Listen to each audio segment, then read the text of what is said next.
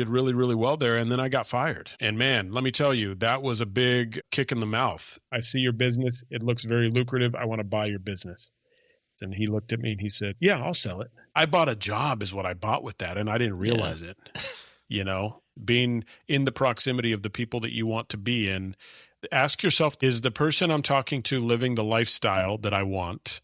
Mm-hmm. Or is the person I'm speaking to achieving the goals that I want to achieve? And if the answer to that is yes, then hang out with them, spend time with them, learn from them. I want to take a moment to tell you about our new partner, Athlete Fresh. If you work hard or train hard, you know the frustration of trying to clean sweat out of your clothes. They just aren't the same. Your clothes come out stiff and they start to smell immediately if they get even a little bit wet. Most detergents don't actually dissolve sweat. They just mask it with strong fragrances. Athlete Fresh dives deep into fabrics, especially synthetics, to break down the enzymes that produce that smell. They rinse sweat out once and for all, leaving you with clean, fresh clothes. They can even bring new life to your favorite old work clothes or athletic gear by removing the residue that other detergents leave behind. Make sure you check out athletefresh.shop/FromTheGroundUpShow.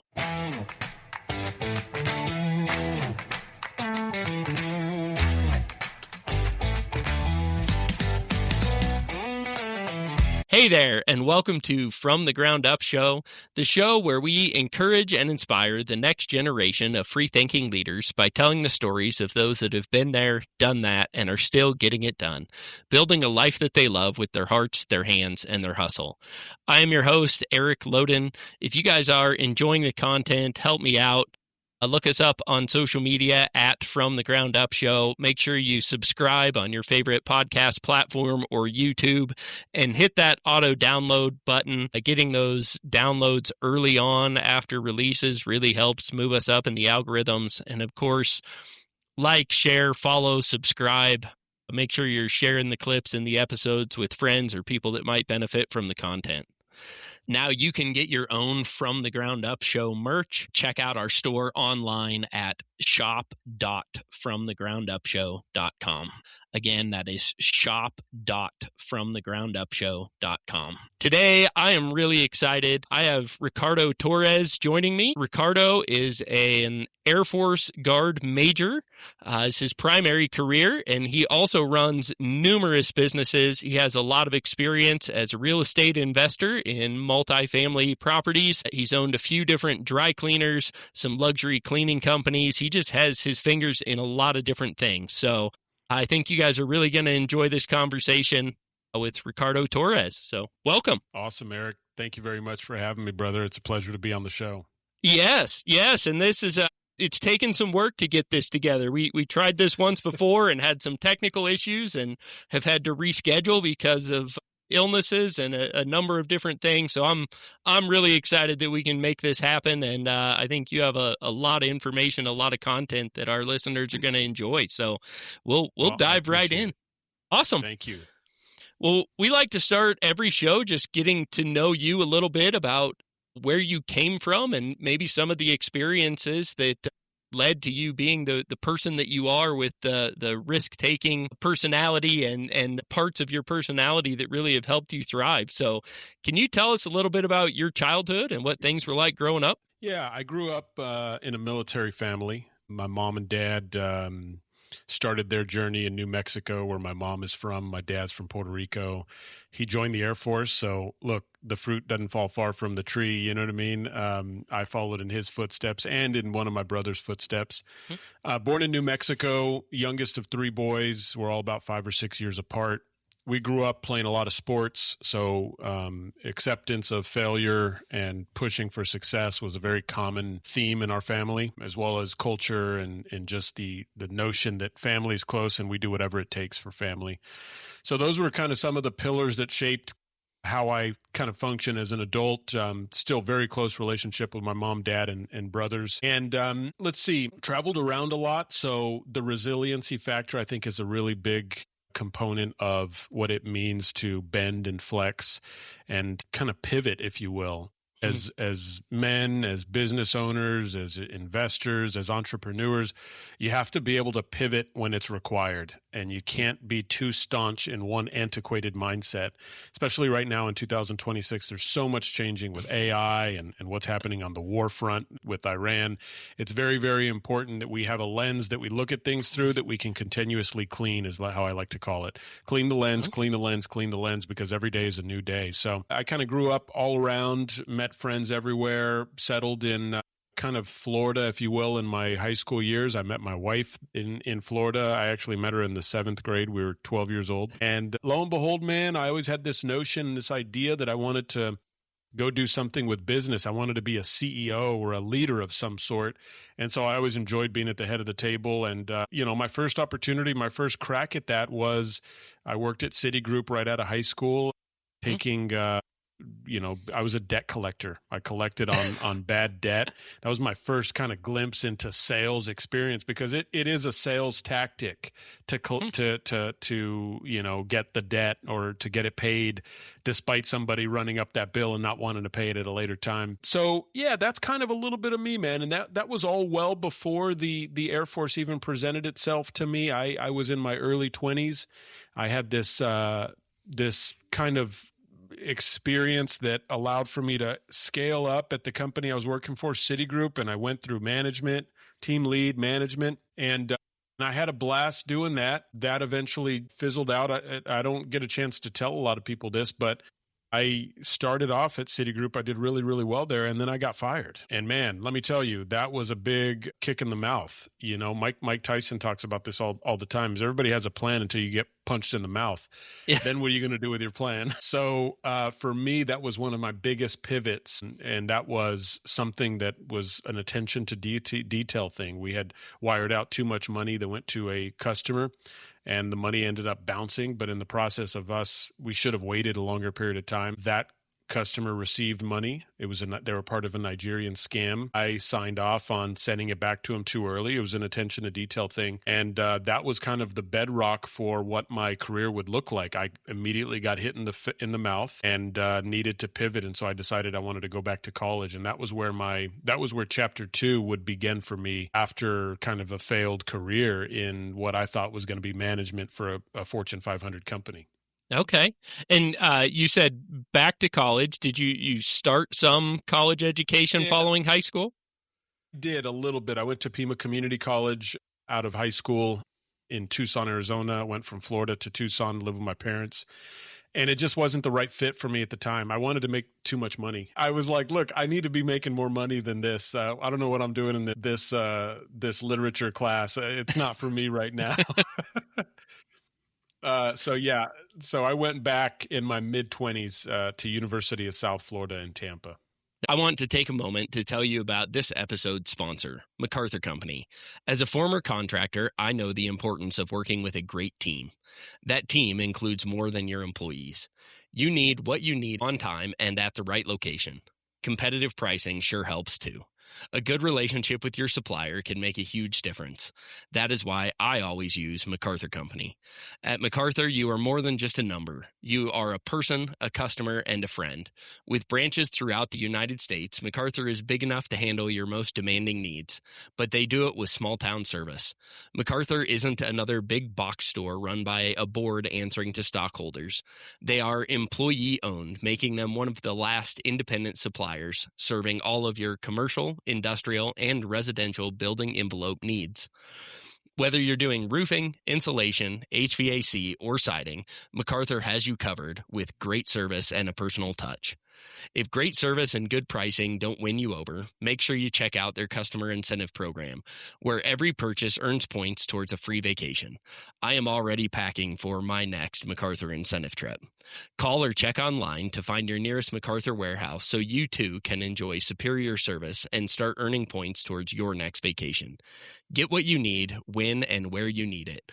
All the service without the hassle. MacArthurCode.com. Okay. And what did you study the second time around?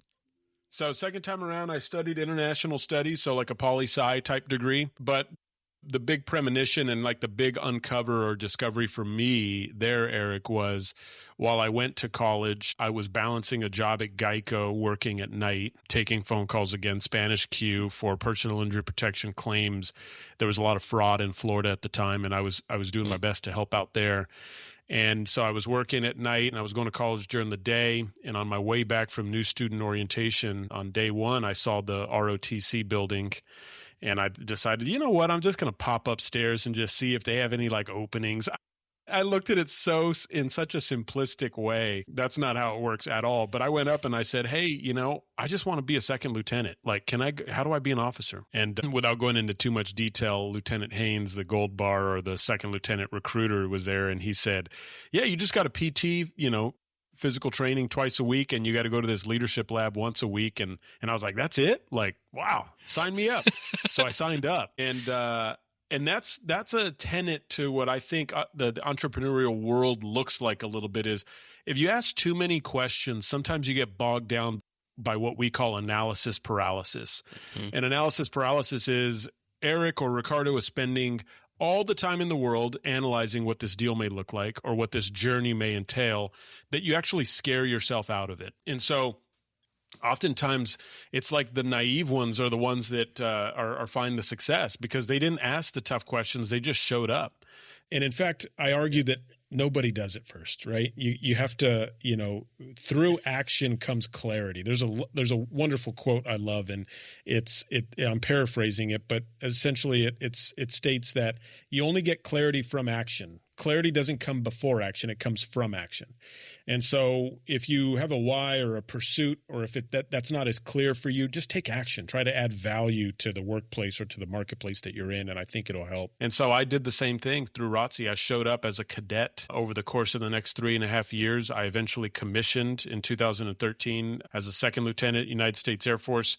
I got my degree, and the wife and I and our daughter, we packed up to Columbus, Mississippi, where it would be our first duty station as a T6 instructor pilot. And it was there that I really kind of honed my skill set as an officer and as a leader that I believe I implement a lot of things in my civilian entrepreneurial career with now. And so I'm very, very grateful for the experience that college gave me, number one, but more importantly, what the Air Force provided me from a discipline, organization, and a leadership perspective. And that is a bit of a bedrock to a lot of my success as an entrepreneur. Being a pilot is such a unique job. One, there's not many of them, and especially in the Air Force. And two, what it does is it teases out of you things that you do and don't like. And so you're able to bring those to the surface. You reconcile those. It helps you become a better planner. It helps you become a better leader. I always used to think that being a good pilot meant you knew physics or calculations, or you could compute, complex equations. That's not it at all. Sure, you have to know your times tables 1 through 12, but you have to ultimately be decisive. You have to have a good attitude. You have to be a leader. And so I've always said, if I could be a leader in the sky, I can be a leader on the ground, because in the sky, you can't stop an aircraft. You have to make a decision right there on the spot, right? And so that's actually helped me frame a lot of challenges in business and in life that I've encountered. And so I went through that pilot training, and I graduated with my wings in 2015. And in 2015, I wanted to go be in the big blue, is what they would call it, the Air Force. And I wanted to go fly an F-22 Raptor. And I was not able to do so. In fact, I spent so much time with my peers and different students trying to help them where I could. I've always been a proponent of, if you don't know something as well as you should, put yourself in the hot seat, better understand it, and then let people poke holes in your game so you can further strengthen and identify those chinks in your armor. I believe that's a good philosophy for anybody who's looking to learn business or who's looking to expand their horizons, is put yourself in the hot seat. Much like a lobster that overgrows its shell, it requires pressure to get larger, to shed that and to create a new one. And so that was a very pressure-filled year for me. I tried to help others along the way, and in doing so, I helped myself more. I was selected to become a first assignment instructor pilot, or a FAPE is what we call it. So I stayed back. I went to pilot instructor training in San Antonio, and then I went back to Mississippi, and I started instructing those same students that were my peers a couple of months earlier, which was kind of wild. And I thought, man, I'm a bit too young to be a FAPE or an IP, but nevertheless, the Air Force believed in me. So I spent 2015 through 2019 honing my skills as an Air Force officer and as an instructor pilot, amassing over 1,000 hours flying at night, in the weather, upside down, in formation. You name it, man, we did it. It was tremendous. The only thing we didn't do were drop bombs or expend any weapons, but that was for later. Man, well, there's a lot of information there. I know you said when you moved, you had a wife and a child then, and that you met your wife at 12 years old. Did you guys stay together from 12 years old, or? No, we were always excellent friends throughout that period of time, but we split up a couple of times from high school through our early 20s. But, when there's love, it comes back. And it's like that old adage of, let the bird fly away. If it comes back, it loves you. I guess it's true for us. So we're 19 years later going strong, and she's my rock support system. I was having a great conversation with her this morning on just opening up about what it looks like to find success and then to have somebody who supports you in what that successful journey looks like. So I'm very, very grateful and indebted to her for all of what she's given me in a very selfless way. Oh, man, that's awesome. That's wonderful to hear. And I know I want to dive mostly into your businesses and the leadership advice you might have for us. But I know in your Air Force career, you've gotten to operate some pretty interesting aircraft and have quite a distinguished career with the Air Force. Do you mind giving us a brief summary? Maybe what were your favorite platforms that you got to fly? Yeah, great question. I started off flying the T-6 as an instructor pilot. The T-6 it's a Texan II. It's a turboprop aircraft, 1,100 shaft horsepower. It's a two-seater. Student sits in the front. Instructor pilot sits in the rear cockpit. It's like a Mazda Miata. So there's no hard points. There's no hard points on this thing. It doesn't drop any bombs. It doesn't shoot a gun, but it is really fun to fly. And it's like easy to start, easy to shut down. It's perfect for a new student pilot. So I got about 1,000 hours in that. And I moved on to the A-10 Warthog, A-10C, A-10 Charlie. That is absolutely phenomenal. The A-10 is a close air support, essentially a killing machine. And that is that's a single seat fighter. It's a fourth generation fighter aircraft. That was absolutely tremendous. The A-10 is built for loitering in the adversarial territory with a lot of fuel that allows for you to expend, whether it's guns, missiles, whatever is going to be the appropriate weapon solution for what's taking place in that threat environment. And so I had a blast flying that. I transitioned to the EC-130 Compass Call, which is considered ISR, intelligence, surveillance, reconnaissance. It's actually what President Trump was talking about. He said something about a discombobulator the other day on the news. And that's what the aircraft does. It discombobulates the enemies from an unclassed perspective, electronics, if you will.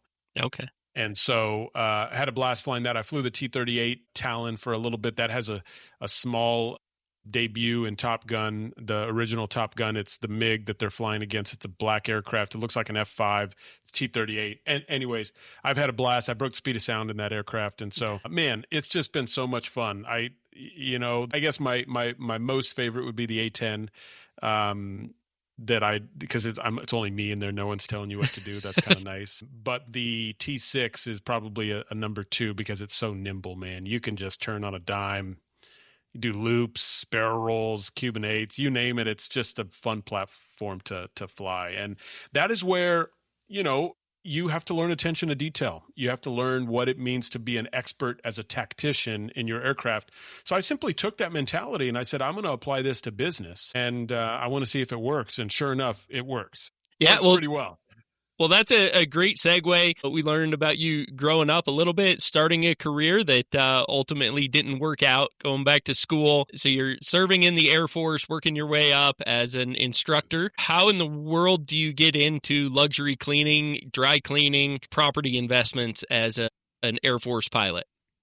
Yeah.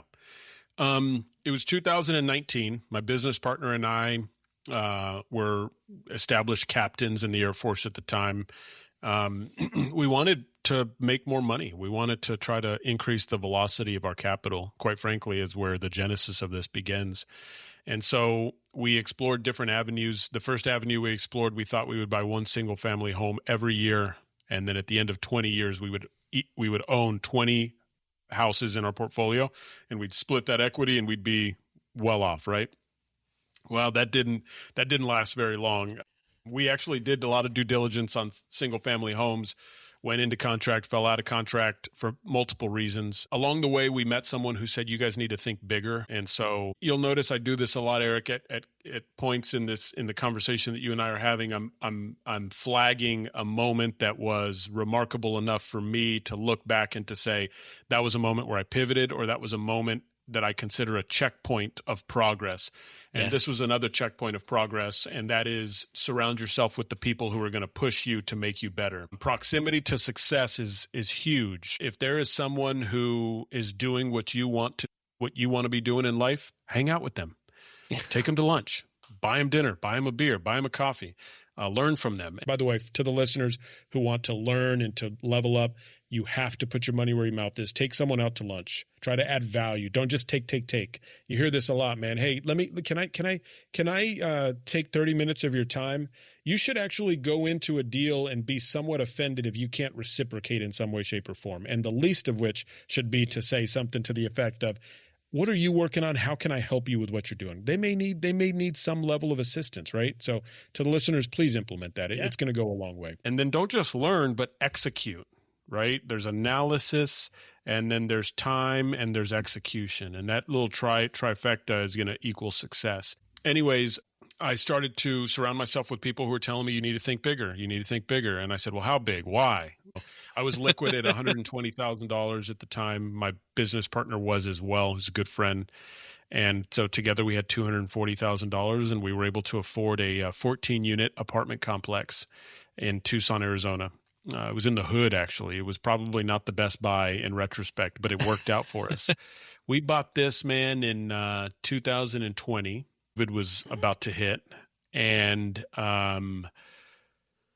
we didn't know much about commercial multifamily investments. I mean, I knew what net operating income divided by the cap rate was, and that gave you the value of an apartment complex, of an asset. I knew that there was a bit of financial arbitrage that we could take advantage of, and that meant we could invest money, renovate a unit, rent it for a higher price, and that would go towards our bottom line, our net operating income. And I knew that if the cap rates continued to compress over time, I would make more money on this deal. And so for me, we went in a very simplistic mindset, the same simplistic mindset that I went into being an officer with, and that was that I would just PT twice a week and go to lead lab once a week. It was just kind of, I was so naive with it. And I think to myself now, what am I being naive about? But that's a side conversation for another day. And so we bought this apartment complex for $970,000. We put $240 down, so we were about 75% leveraged in the deal, local credit union. And we started to get to work. We didn't have any money after that, man. We had to figure out how we were going to turn these units and renovate them. And we spent a lot of time and effort. I painted inside. I put new blinds up. We figured out what that looked like. But we were able to take the rents from around $625 a month to around $900 because of these unit turns. And so that delta of almost $300 per month on 2 units equated to $600 per month, or $7,200 per year. And over a 6% cap rate, we were seeing a nice little increase. And so I had this moment of like, aha, like this is a really good industry. I want to double down here. And so here is kind of how this unfolded on me, though. We bought this apartment complex, strictly a JV deal, joint venture deal, 50-50 on equity, but we were illiquid again afterwards. Mm-hmm. And like many of your listeners and like many folks out there, you can be equity rich but cash poor, right? And that's a tough feeling, like I read Creative Cash by Bill Ham, and one of the chapters talks about like you have a 401k or your retirement, like can you prove it to me? Can you, or not, don't prove it to me. Obviously people know they have money in their account, but can you buy a candy bar with it? And it's like, oh, I can't actually buy a candy bar with it. Okay, well, can you take me to Disney World with it? No, I can't. It's being saved for 40 or 50 years later, and that's like, that kind of sucks, right? So these are some of the things that are swirling through my mind at this time. And so I figured out, so COVID hit, the Air Force didn't really know what to do with us all the time. There was like an A shift, a B shift, a C shift. I had more time on my hands than usual. So I read a lot of books. I picked up, different podcasts.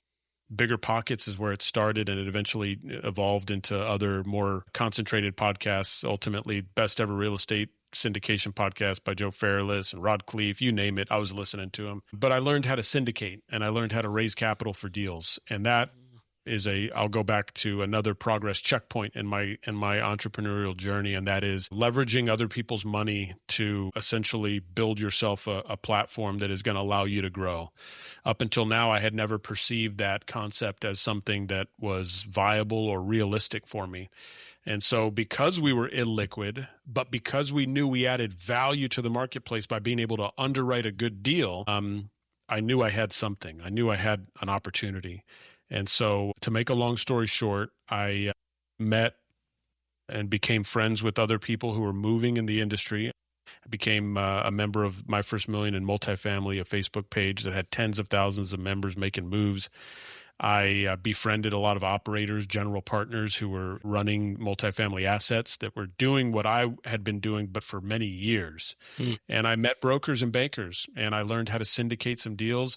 And within a year of that, Eric, we had syndicated 2 more apartment complexes, raised the capital for them. And so now we were operating 3 different apartment complexes. We syndicated 2 of those. The first one, that 14 unit, I ended up selling 31 Exchange that for a nice profit into a 25 unit in South Carolina, which is where my business partner was located. I still being in Tucson. After having syndicated these 3 deals, we had some capital built up. So lo and behold, man, I go to work every day at the Air Force Base in Tucson, Davis-Monthan Air Force Base, and I see this little laundromat, man, called the Happy Laundry. I drive up and forward and back, and at night it's popping, in the morning it's popping, man. And so one day, lo and behold, man, I walk in and I say, hey, look, I know closed mouths don't get fed, right? I'm like, look, my name is Ricardo. I fly right across the street. I'm in my flight suit. This older gentleman's like looking me up and down like, what are you doing, man? You in a costume or what, So I just say point blank, hey, I see your business. It looks very lucrative. I want to buy your business.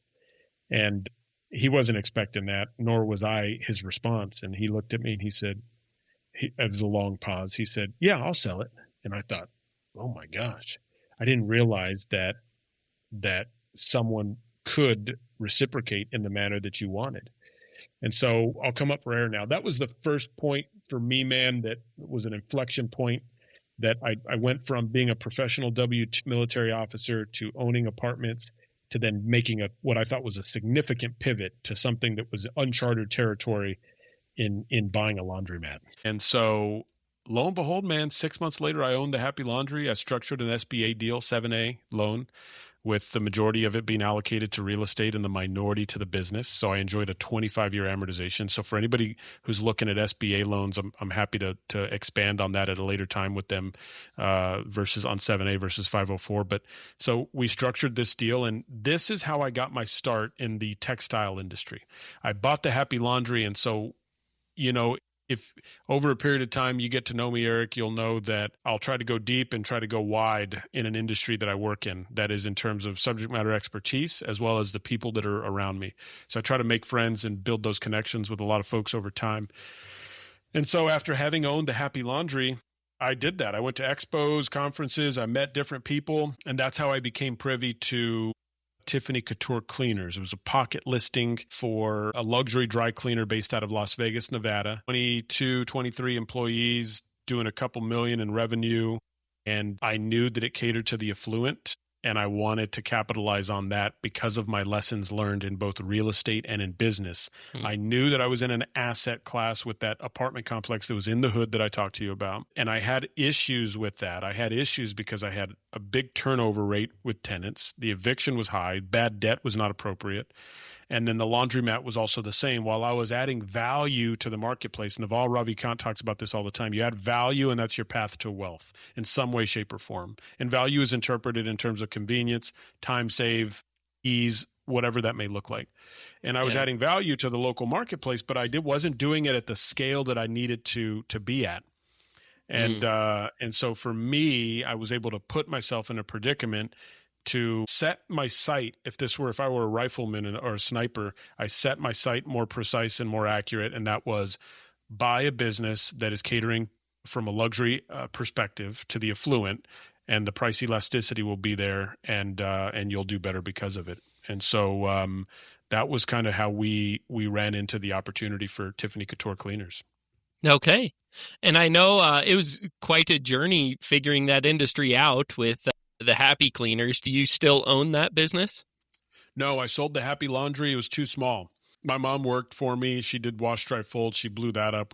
She blew it up in a really good way.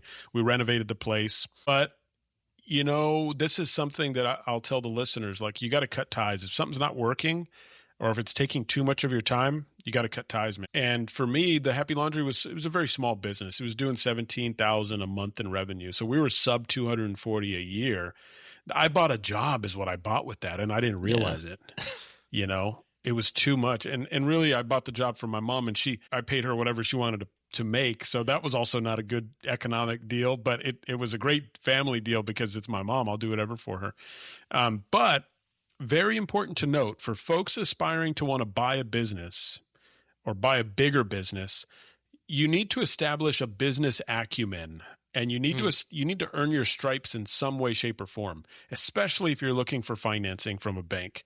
If it were not for the Happy Laundry, I would have never been approved that loan for Tiffany Couture Cleaners. If it were not for the Happy Laundry in the textile industry, I would have never had the lens that I had going into Tiffany Couture Cleaners. And so I'm very grateful. I'm a big, glasses very full type of guy. So when I look at something, I'm looking at it from a perspective of learning, growth, and what I got out of it that is going to help me at the next level. And so going into an industry that you don't know of is sometimes very challenging, but it's not something that is uncommon. You look at Chipotle, for example, in Starbucks, right? So Starbucks headhunted the CEO of Chipotle because of sales growth. Starbucks implements new CEO. And he knew nothing about coffee. I mean, maybe he did, but I don't think he did, not on that level. So many other industries demonstrate and utilize similar techniques and practices. I knew if I was going to go in, I wasn't going to be the one steaming or pressing or spotting or taking oil stains out. I knew I was going to be the one who was the visionary, who had a strategic mind that I would use to grow the business. So I went in with that mindset, unlike the Happy Laundry, where I was like, I'll help wash, dry, fold. I'll paint the walls. I was still too knuckleheaded. And when I went into Tiffany Couture Cleaners, I went in with clear, standardized expectations and guidance, which allowed for me to hit the ground running immediately from an expectation management perspective. And that was to install a general manager who was the leader, who would report to me, and I would have a funnel through one person that would then cascade out to the rest of the employees. And so this whole journey took me from Air Force, learning of attention to detail, being precise as a tactician, to buying real estate, ultimately a business, learning it was too small, learning the real estate was situated in the wrong class asset neighborhoods, to getting more precise over a period of time, to finally buying the business that I wanted. And so when we went in, we were extremely excited. We bought Tiffany Couture in 2023. And so it's been about 3 years now. And the business has grown 25% since we originally purchased. We're very excited about the growth. 80% of our business is route, pickup, and delivery. We cater to the rich and famous in Las Vegas. We do Absinthe, Cirque du Soleil, Ka, Magic Mike, Donny Osmond, Dita Von Teese, you name it. These awesome shows. We have a retail presence with 103 retail stores. So Chanel, Prada, Gucci, Brioni.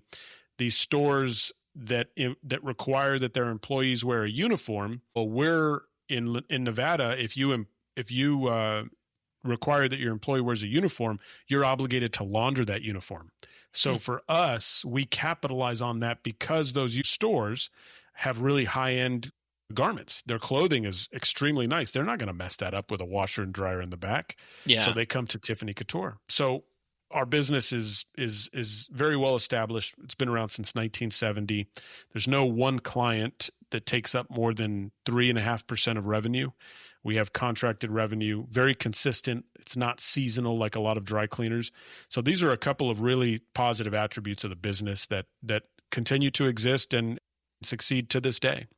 When you first bought it, was there a learning curve getting that spun up and running that, or was it a pretty seamless transition? Were you able to step in smoothly as the old owners stepped out? Yeah, that's a great question. There was definitely a learning curve, as there is with most businesses. that you're not used to. For us personally, we went in with this massive action mentality.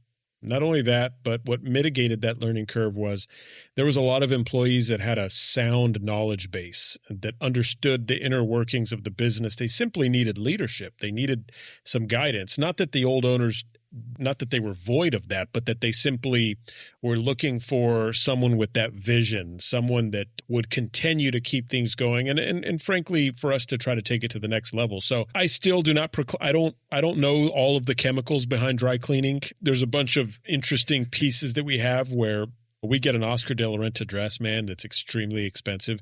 My head dry cleaner is responsible for taking care of it, and he does a bang-up job. He does a phenomenal job of it, as well as the rest of the team. So, the inner workings of a small business imply that the owner should be as involved as possible. But when the business gets a little larger, you can freely step away in a calculated manner and still, right the ship, if you will, and navigate the ship without needing to know exactly the inner workings of the engine on that ship, if that makes sense. Yeah. Yeah, I know I've talked to a few roofers that know very little about roofing, but they know how to run a business and they hire people that are great roofers. So. Yeah, absolutely. I can attest to it, and it makes a lot of sense. So I think I heard in there, correct me if I'm reading too much into this, but you have a history of kind of buying and selling both real estate and business, but it sounds like with your current holdings, you're pretty satisfied and have more of a long-term outlook. You're not looking to turn those anytime soon. Is that accurate? Yeah, kind of accurate. I'm always open to a deal. There you go. There's the entrepreneur. You're never going to say it's not for sale. Correct. Yeah. If somebody came up to me I have this beautiful home. We live on 3.5 acres in Florida. We love it. My wife's like, it's not for sale. I'm like, I know it's not for sale, but if somebody came up to me with a stupid offer, I may respond. And if they want to go with the deal, we may have a deal. You know what I mean? So yeah, it's not for sale. However, I'll entertain opportunities. Here's what I will say. And I know you have a little bit of experience with this as well, Eric. There's a lot of buzzwords that are flying around right now. Private equity is one of them. And I'm getting smarter over time by the folks I associate myself with, as well as books, podcasts. I'm part of the Blue Collar Millionaire Network as an advisor and a member success coordinator. And there's a lot of members in this group that have successfully sold to private equity. Mm-hmm. And as you know, there's triggers that they have. Your EBITDA needs to be likely higher than X number. Your financials need to be airtight. You need to have the owner who is likely not the owner operator unless they want to structure the deal that way. And these are a lot of attributes that I share with Tiffany Couture Cleaners. I live in Tampa. I'm an absentee owner. Tiffany is a profitable business, best in class, part of America's best cleaners, Green Business Bureau certified. So when a private equity firm or when PE looks for a business, I think in my mind they're establishing a grade or a scorecard, if you will, to that business. And I'm very proud to say we have a high grade. I would say we're a B+ or an A-, probably closer to an A-. We're just a little smaller than I think what they're looking for right now. So to answer your question appropriately, we're in a bullish stance. We're growing. I'm interested in what opportunities for growth look like for additional drop stores, as well as route development and route growth. Because even if I don't sell to private equity, I still want to have a more successful business, right? Yeah. And I think that's the stance that any entrepreneur should maintain, is that set yourself up so that way you could sell if you wanted to. But if you don't sell, you still have a cash flowing business that is positively impacting the local community. And so for me, that's kind of where my mind is at right now with the potential of a disposition for Tiffany Couture Cleaners. Yeah. Yeah, that's the best place to be. As a contractor, I used to say I loved jobs where I was excited if I got it and excited if I didn't. Yeah. It's good, man. Those jobs that are bad days that way. No, those jobs that are a little bit of a pain, you're not real excited about executing the work, but you give them a price that reflects that. And it's so like, hey, if they go for it, we're getting paid enough to make it worth it. And if they don't, we don't have to deal with it. I love it. It makes absolute sense. Yeah. So Yeah, we've been talking about you kind of leveled up both in real estate and in business ownership. I know we didn't go into a lot of detail, but I know there were some struggles with the happy cleaners that wasn't necessarily a pleasant process. And it sounds like you've really leveled up on the real estate side as well. What lessons did you learn, or maybe what metrics do you really look for or pay attention to now to find great deals that are things you want to hold for a long time versus the stepping stones you took to get there? Yeah, this is a great question, and it's buy box criteria is very important for a potential business owner to identify before they go into a deal. For me personally, I'll break this up into two categories: real estate and then business. First off, real estate is going to appreciate in value over a long period of time. It's going to perform plus or minus within what the S&P 500 may do. In addition to that, I like to look at real estate from four perspectives, four quadrants that have tremendous benefits to the owner of real estate. Number one, the tax implications for real estate are great if you take advantage of them appropriately with your CPA. You can reduce your taxable income, you can write off a lot. And what that does is that's a tax shelter for a business owner in many respects. So quadrant number one is tax implications. Quadrant number two is cash flow. So with real estate, you have the opportunity to charge rent. And when you charge rent, if you charge rent greater than what your debt service is or your mortgage, you're going to cash flow.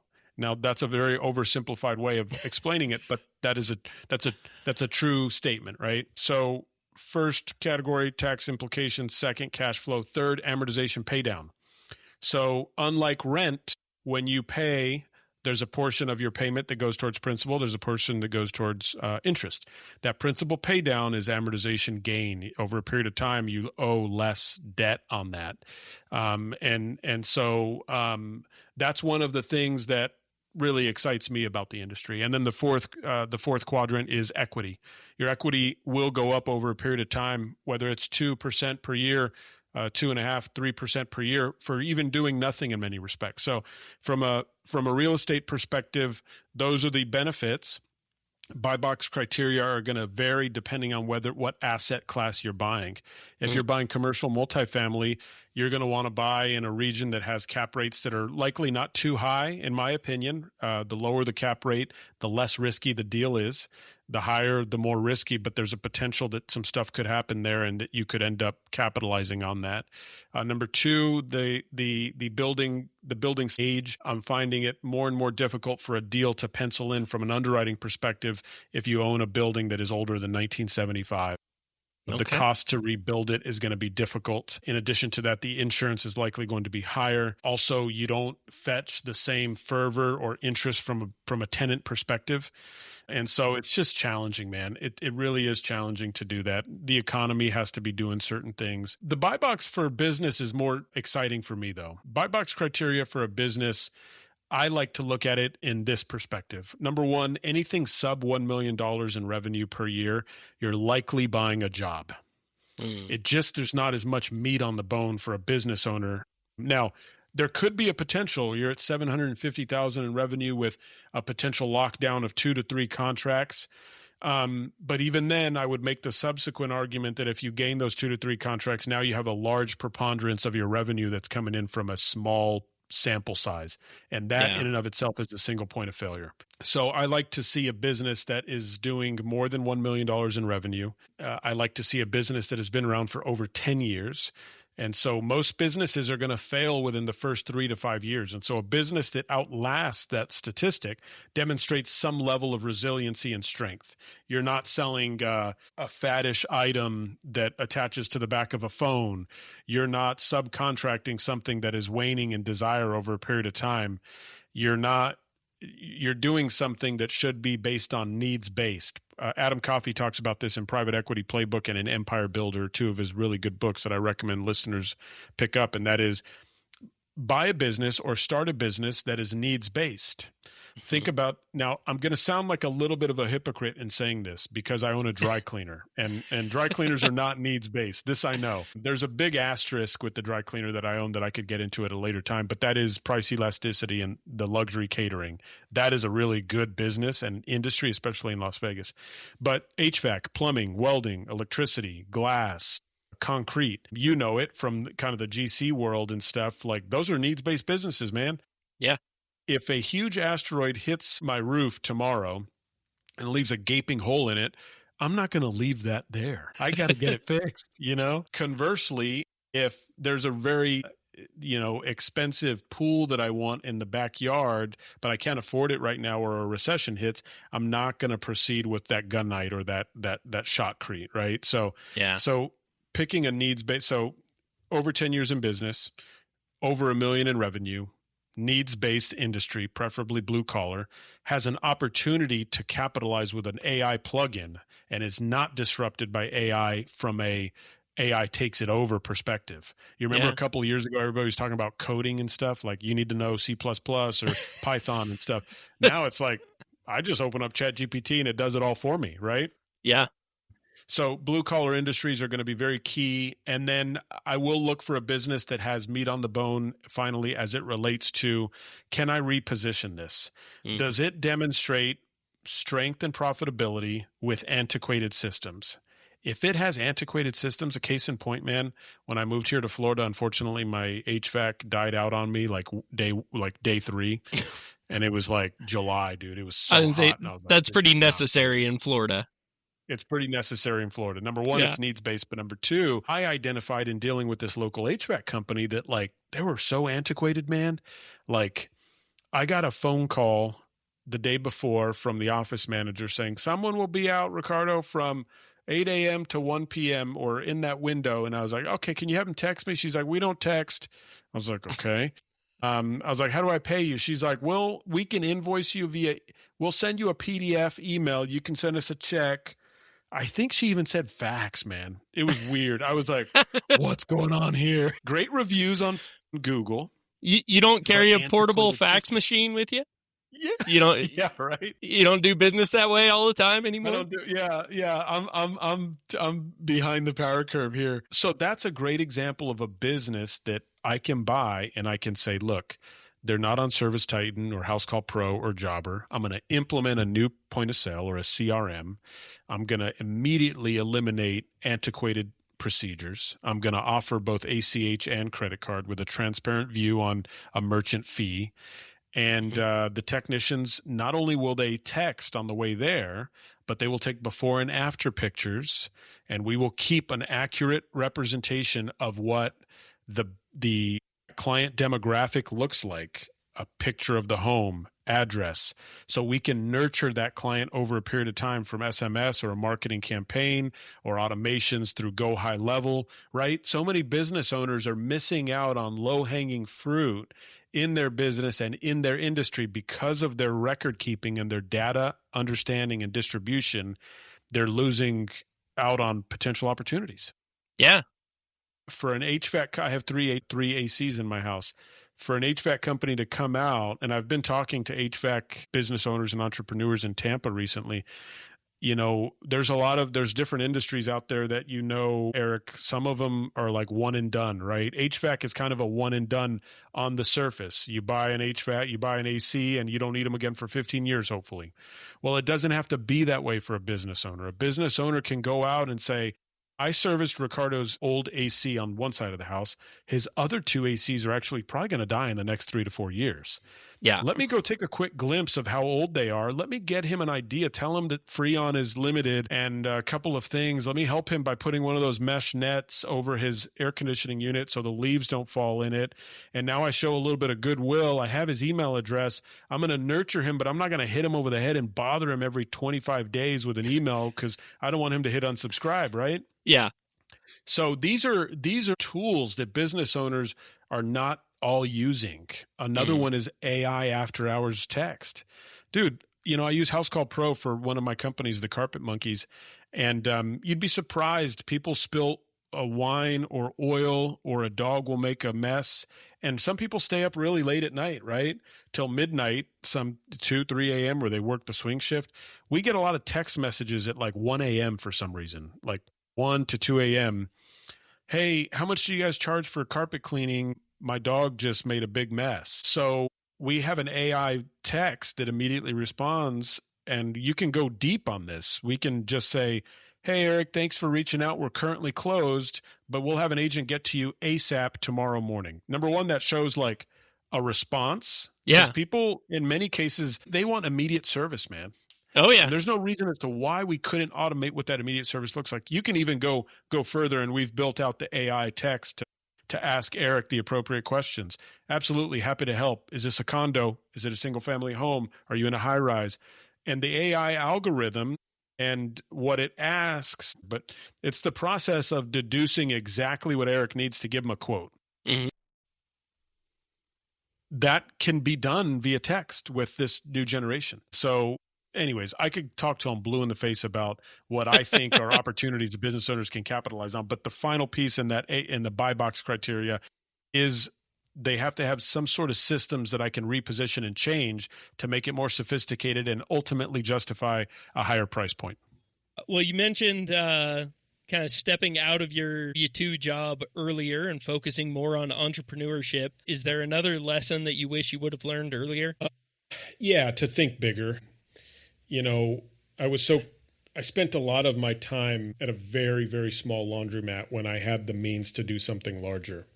I didn't do something larger for fear that larger thing would fail. And fear is a real thing. And I just spoke about it a moment ago. And look, the sooner you can, this all boils down to action. It all boils down to taking action as soon as you possibly can.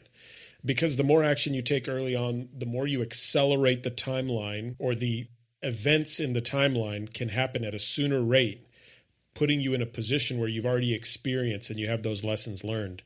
And so the first piece was the W-2, which I couldn't control. I was on a military contract. The second piece was thinking larger sooner. I should have bypassed the laundromat for something slightly larger. And I try to look at it from that lens now, Eric, as I approach new deals. Again, you can't just bite off more than you can chew. You have to be able to chew it or have a reasonable expectation that you have a team who can do it, right? However, if you're doing it the appropriate way, then don't be afraid to think big, because your 24 hours in a day, your effort, your precision, your approach can be applied to something that makes $5 a day. It can be applied to something that makes 50, 5,000, or 500,000. And so long as you trust in your system, so long as you trust in your movements and your actions, the larger side of that is going to have a greater impact, and as a result, you'll be more successful. Good advice there. Yeah. Interesting. And I know you've bought a few existing businesses, the Happy Dry Cleaners, Tiffany Couture.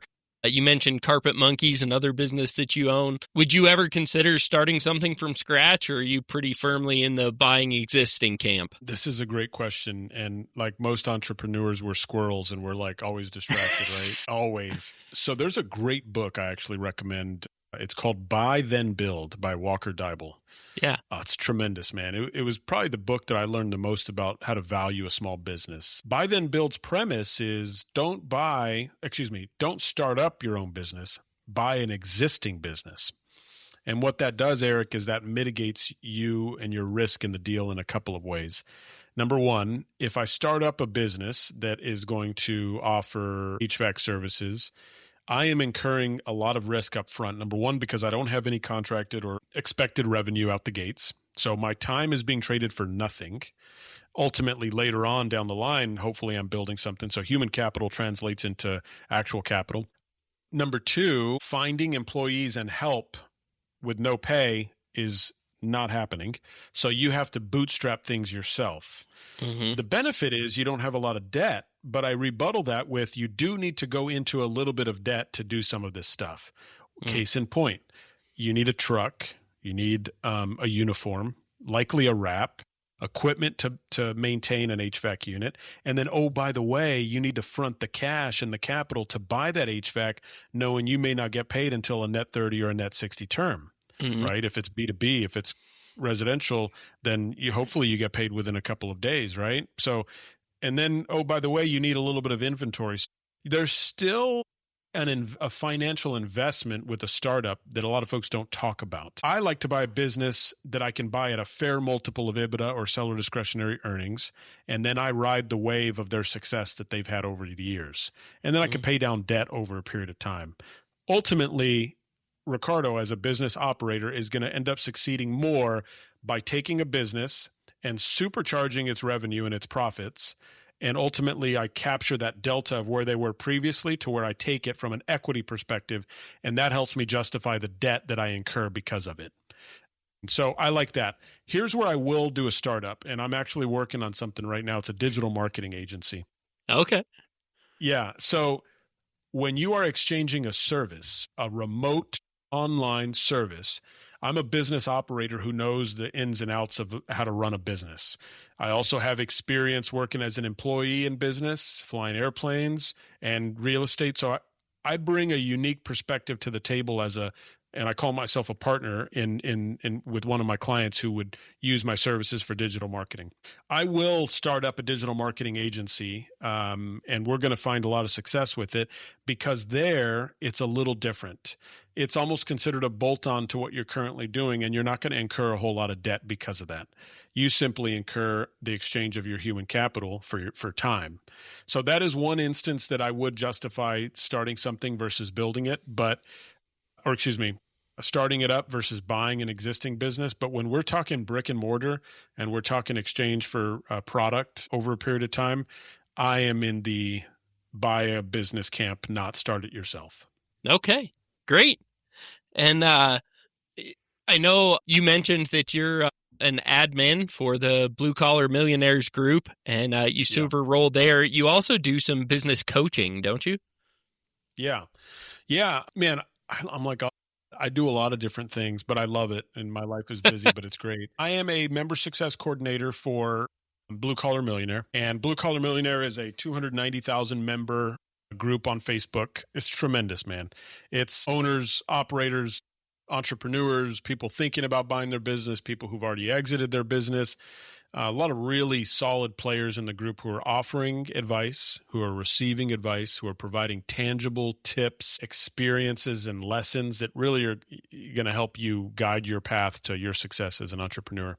So in that capacity, I provide small business consulting to any number of the members. Honestly, man, there's two groups. There's the free group, which is all 290,000 members. And then I'm in the Boardroom Elite, which is a paid group coaching and mastermind that is full of business owners that are doing anywhere from 1 million to 25 million in revenue that are ultimately scaling their business to try to get it to either continue to be successful or successful on a higher level, and or like you and I talked about earlier, sell to private equity perhaps. So for the larger BCM group, I'm providing the coaching to a lot of business owners. We're likely rolling out a potential war room here soon, which is a 3-month sprint to valuing and buying your first business or streamlining your current business from like how to look at your P&L, what cash flow actually means to you, how much runway do you have left ahead of you. I find that a lot of business owners are messing up on a couple of things, Eric, and we want to get after helping them and adding value to them. Number one, they don't know what their cash flow looks like. They can't predict cash flow. They're using the old school version of looking at their Bank of America checking account to determine if they have enough for payroll in 2 weeks, which, look, we've all been there at some point, but it's kind of dangerous. And when you look at it that way and you don't have a predictable view of what April, May, and June of 2026 look like, then you're setting yourself up for a little bit of failure because you're that close away, that close to potential catastrophe and missing payroll. We tie in what a line of credit looks like and how you could potentially get help with that. But ultimately, that's one of the issues. The second one is businesses with sub 1 million, the owner is the operator and in many respects has an issue with letting go of the business for really good reasons. They can't let go of that business, right? And so I teach owners how to separate themselves from the business by implementing standard operating procedures and clear guidance and expectations for what your number two looks like. Now, that is a non-starter if the business financials are not taken care of. The business financials, predictability, and sufficient cash flow are the fuel to solving step number two. And then step number three, and then number three issue, most business owners do not have predictable lead generation, lead conversion, and a nurturing system in place. Whether that is you don't have a point of sale or a CRM system, or you do and you're not capitalizing on using it appropriately. And we talked about a couple of those things today. Automation as it relates to nurturing those clients that have done X amount of money with you over a period of time or greater. Case in point, in the carpet cleaning industry, if I get into your house 3 times, Eric, to clean your carpets, there's zero reason as to why I shouldn't be your exclusive carpet cleaner for the rest of your tenure living where you live, right? Yeah. 1 carpet cleaning, you have a 20% chance of coming back. 2 carpet cleanings, you have a 40% chance of coming back. 3, you have an 80% chance of coming back, because up until that point, we've done as much good as possible, and you clearly like our quality and service, right? So I coach business owners both in the BCM world as well as independently through Vectored Equity, my company. And look, man, I'm just trying to add value. I try to help business owners as best as I can. I find that the issue that a lot of owners are having is in front of them, but they just can't put all the pieces of the puzzle together. And I find a lot of fulfillment in helping them do that. That's awesome. I know, like we mentioned, this is kind of a follow-up call. We had some technical issues the first time, and you had some great input when we chatted earlier. If we can salvage some of that video, maybe we'll plug it in here. But that was a key value you have, is to always have a value add, even if you're meeting with someone to kind of pick their brain, try to learn from them, to find a way that you can add value to them. Can you speak to that a little bit? Yeah, that's a great point. And I do that regularly here in Tampa or when I'm traveling. You never know when an opportunity is going to arise. And for me, I don't know did you ever see the movie Yes Man with Jim Carrey? I don't think I ever watched the whole thing. You're probably like me. I fall asleep on movies. My wife gets sometimes, and I'm like, I'm not asleep. Yes Man's premise was that he lived this very disgruntled, negative life, and he never said yes to anything, and he didn't have opportunities. He didn't have a girlfriend. He didn't have friends. He didn't do anything fun. He just, kind of very mundane, just kind of boring life. I can't remember how, but he was asked or vowed or promised to say yes to everything for 60 days. And his life absolutely turned around, man, in such a great way. He started saying yes to things that took him places, that he would meet people, and he kept saying yes, and he kept saying yes, and it was so fulfilling. So here's what I'm getting at with this.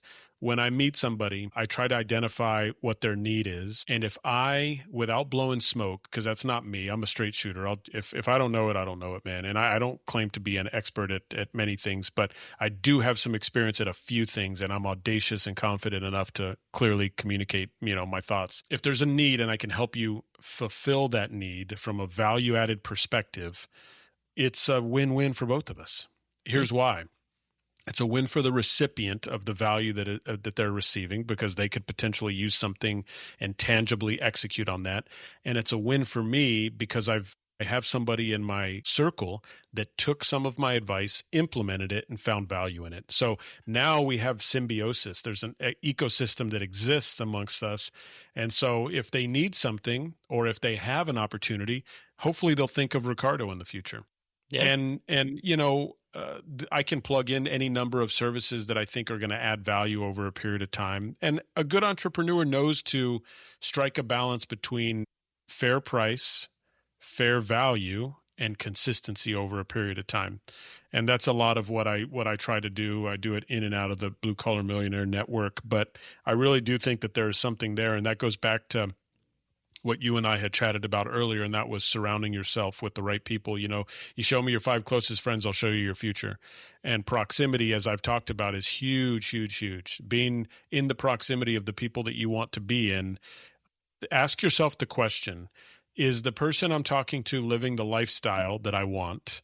Mm-hmm. Or is the person I'm speaking to achieving the goals that I want to achieve? And if the answer to that is yes, and that you admire that person in some way, shape, or form, then hang out with them, spend time with them, learn from them, because there's going to be a lot of value there. Now, if you answer no to those questions, then move on, go hang out with somebody else. And that's been a lot of I think me leveling up is I've done that, and I've not been afraid to pivot, and I've really hung out with really high caliber people that have pushed me to be better in myself, and I'm very grateful to them for that.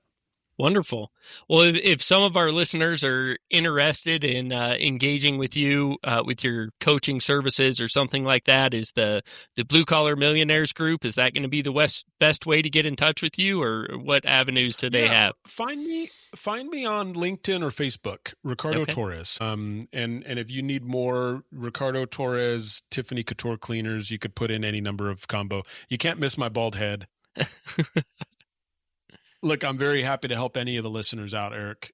I'd love to have you on our podcast as well, so we can talk a little bit more and kind of flip the script. Yeah. And we're a really big group, but we're a very personalized, authentic group as well. So I try to live that out. So if somebody has any questions, comments, concerns, or if you just want to chat with me, find me on Facebook or LinkedIn. I'll get you my Calendly. We'll get you on the calendar. We'll set up a time to chat, and we'll go over what's working and what's not working for you, and hopefully we can help out. Awesome. Well, I would love to come on your show and chat about roofing for anybody willing to listen, and my business experience there. And I know for me personally that the Blue Collar Millionaire Group has been a great benefit. There's so many people that are so willing to help, provide advice, just bounce ideas off of them. And, a big part of this podcast was letting entrepreneurs, business leaders know you're not alone. Because I think that leadership, it's often lonely at the top. And when you step into leadership, you deal with problems nobody else understands or faces. And so connecting with people that you can share frustrations, you can get advice, you can just bounce ideas off of them. It's a great value. And for a free Facebook group or a nominal fee to be part of one of the more elite groups, I think it's a great thing. And I'm excited to be a part of it. Yeah, 100%, Eric. And, there are a lot of roofers out there, like you talked about. We talk a lot about adjacent verticals and how to capture those and what they look like to increase your revenue. And there's so many opportunities that exist out there, man. Whether I'm talking to a landscaper who is doing Christmas lights in the winter now to bolster their revenue, right? There's a lot of money there as well. Yeah. Or if I'm talking to somebody doing irrigation who is now offering French drains or some other number of design work, right? Hardscaping. There's so much that exists out there. And for me personally, that was the reason I bought the Carpet Monkeys, was to cross-pollinate and offer to my dry cleaning clients carpets and tile and grout and stone. And so these are the things we're talking about. If any of this resonates with you as a listener, reach out. Again, you got an ally in me who's willing to talk till I'm blue in the face. So take advantage. Well, I know we're a little bit limited on time here, coming up against a bumper here, but I wanted to dive in a little bit, maybe more to the insight you can provide, less on strategy and more on kind of the emotions of a leader. You've lived a lot of life, had a strong language, but somewhat failed career, a job you got fired from, returning to college as a older than average student, Air Force career, owning businesses. You've taken a lot of risk and dove into a lot of businesses. At what point in that journey were you most afraid? Great question. I'm not naturally a fearful guy. I think if there was any fear that I had, it was probably before I actually got fired. It was fear of the unknown. And when I got fired, that fear came to fruition. We worry a lot about what we don't know. And then sometimes if somebody solves that for us, we learn it wasn't that bad. Mm-hmm. And so it's like, being afraid of fighting. And then one day somebody just punches you, you fall down, you get back up and you're like, that wasn't that bad. So this is why I speak positively about my experience at Citigroup. And when they terminated my employment, it was the best thing that happened to me. And I know a lot of people say that, and sometimes it sounds cliche, but in my case, I learned how to fail early, and I romanticized what failure looked like. I like failure now. I lean forward with it. I welcome it. Why? Because failure is just another word for a lesson learned. If you take the word failure and you just replace it with a lesson learned, it romanticizes that. A lot of people don't want to fail because of how they're perceived, how they look. I don't care about any of that. Why? If you zoom out far enough on us, Eric, we're pretty inconsequential. Yeah, it's pretty trivial, man. We're not getting out alive. And I am a man of faith, but at the same time, I recognize that my destiny is I control how I move and how I function. And so, to more appropriately answer your question, the fear that I had was more pronounced before that turning point in my career. Afterwards, the perception of that fear changed, and now I welcome it. And the sooner you welcome it, the sooner you fail forward and learn from those lessons. You actually turn the concept of the definition on its head, and now you're like, bring it on. Now, you can get calculated. Robert Kiyosaki talks about this all the time. He talks about it in Rich Dad, Poor Dad. He said, don't take risk, manage risk. Yeah. And it's a very important element. You're not just willy-nilly just doing stuff. You need to think through this, and you need to have a plan. And then that plan needs to be refined over a period of time. And that fear factor will then go down when you have a more refined plan. Absolutely. Good advice there. Do you have an opinion that you once held strongly, and because of your life experiences, you've changed your mind about? One opinion that I used to have that I have completely changed now was that I wanted to do a lot of things on my own, and I didn't want to go into it with partners. That was a self-limiting feeling and behavior more than anything. It wasn't that I didn't want to share equity. It was that I didn't want to share the consequences of a bad decision. But we're all grown-ups. We're all adults. And I'm not engaging in business unless you are an adult. Yeah. So we know those risks, and we're just open and transparent about those risks. So for me, I used to maintain the idea that I would do it on my own, and I would definitely find success before I brought anybody in. But that's the opposite. It shouldn't be that way. If you do it on your own and you find success, then you may not need to bring anybody in. But if you bring somebody in, you can mitigate a little bit of your risk, and now you have superpowers, right? I work really well with people. If you ask me to go get into trigonometry and calculus, I'm probably not going to do the best with that. So I will get somebody who's strong in that department, and I demonstrate strength in the department that they're insufficient or weak in, and together we're stronger, right? This concept of I'd rather have 10% of a watermelon than 100% of a grape is true. It's very real. Jeff Bezos doesn't own all of Amazon. Right. And people think that he does. He raised capital in exchange for the equity that he gave to his mom and dad, his sister, his friends. I think 70 people or something like that are original owners of Amazon. Right. So that was something that has changed over a period of time. I very much welcome it now. And it's part of an abundance mentality. That is to say, there's enough meat on the bone. There's enough food at the table for all of us. And when there's not, we can create more. Wonderful. Before we wrap up and let you get going to your next engagement, a question I ask of every guest, you alluded to it just a moment ago, but are you a person of a particular faith tradition? And if so, how does that affect your leadership, how you conduct yourself in business, your path as you've built your businesses? Yeah, no, it's great. Christian man, raised Catholic. I believe in Jesus Christ. For me, what that has done is given me a bit of a moral compass that I use, that I fall back on to try to do the right thing even when no one is looking, to try to be kind to others and to be respectful, and to treat everyone as if they have value to give to you, because they do. And for me personally, I was raised in this manner, and my mom and dad and my brothers harped on this a lot, and that is your level of respect for other people is going to go a very long way. And so I don't half step when it comes to that. I've taught my daughters the same thing. My wife and I teach our kids very similar principles and practices, and that is how you do anything is how you do everything. And so I try to be a man of my word. I try to hold myself accountable to being the best version of myself, not to compete with other people, but simply to compete with the version of who Ricardo was yesterday. And so my spirituality has allowed for me to sharpen what that moral compass looks like, to treat everybody kindly, with love, with compassion, respect, not to be confused with the elimination of consequences. There are consequences for actions, and we do need rule and order. And I'm also a very big proponent of that. But yeah, I would say in that sense, Eric, it's really kind of not only lit my path, but allowed for me to know where my guardrails are at all times. And it's worked out thus far. Yeah, that's great. And sometimes that rule and order comes in the form of A10. Yeah, that's right. That's awesome. Right, man. You swift consequences in store there. Yeah. Awesome. Well, thank you so much. I want to be respectful of your time here. I really appreciate you you've made a lot of time to facilitate this.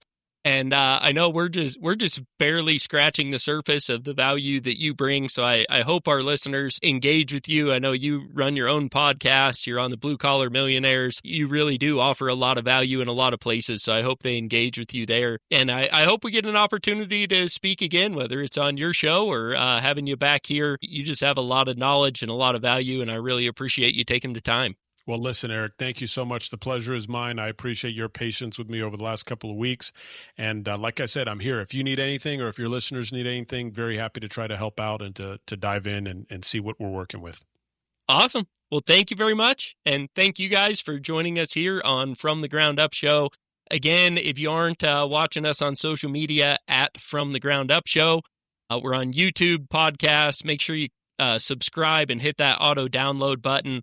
And if you would share the content, like, follow, share, send this show to somebody that might appreciate the content that Ricardo has brought. That's the best tool that we have to get the content out there. If you want to snag some sweet From the Ground Up Show merch, check out our new store online at shop.fromthegroundupshow. Again, that is shop.fromthegroundupshow.com.